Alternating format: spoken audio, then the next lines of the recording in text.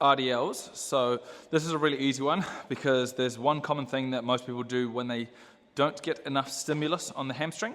When we're doing our RDL, it's down to one thing, okay? And often that one thing fixes everything with our RDL.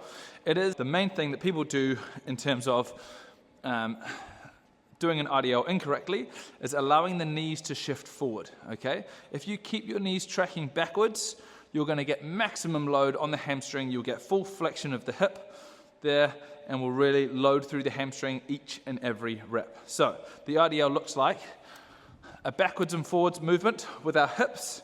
We're going to go soft at the knees, which means just a slight bend, tiny bend of the knees, and from there my knees don't bend anymore. So I'm just going to shift my hips back as far as possible and shifting my knees backwards, okay? Don't let the knees go forwards because that'll just turn it into a squat. Shift the knees backwards, shift the hips backwards. My chest is over my toes. Once my hips stop moving backwards, that's when I stop the movement. Full tension on the hamstrings, and then we're going to work back up to the start position, okay? If you do it this way, you'll take all the pressure off your back. You'll really load the hamstrings effectively, and then you'll really feel like you've nailed the movement.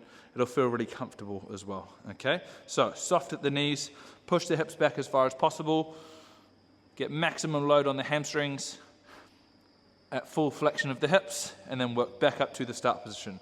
Now, some things to remember.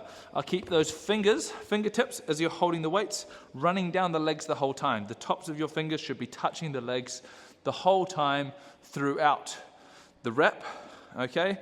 And if you're struggling to figure out the whole shifting your hips backwards and forwards thing rather than up and down, because every other movement really is up and down. When you do a deadlift, when you do a squat, when you do a lunge, everything else is up and down rather than backwards, forwards. If you're struggling to nail that, I want you to start with your body a foot length, 1 foot length away from the wall, and just focus on your butt touching the wall or getting as close to touching the wall as possible. So soft at the knees, bum goes backwards, backwards, backwards, backwards, backwards.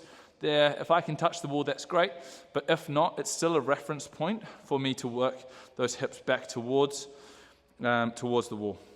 Okay, if you're still really struggling to nail this, try keeping your legs straight for the first, for whilst you're still learning it. So just do like a straight leg RDL where your legs are locked there.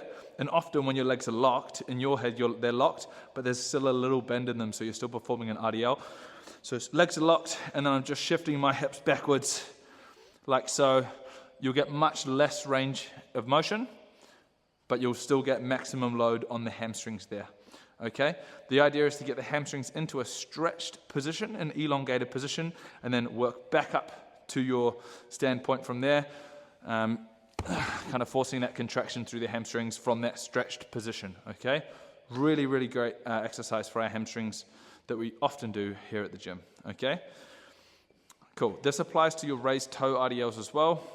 The raised toe RDLs just allow us to encourage that elongated position for our hamstrings by raising our toes with some little weights as well. Same technique points, and remember not to move the knees forward. This shouldn't be moving them forward, okay?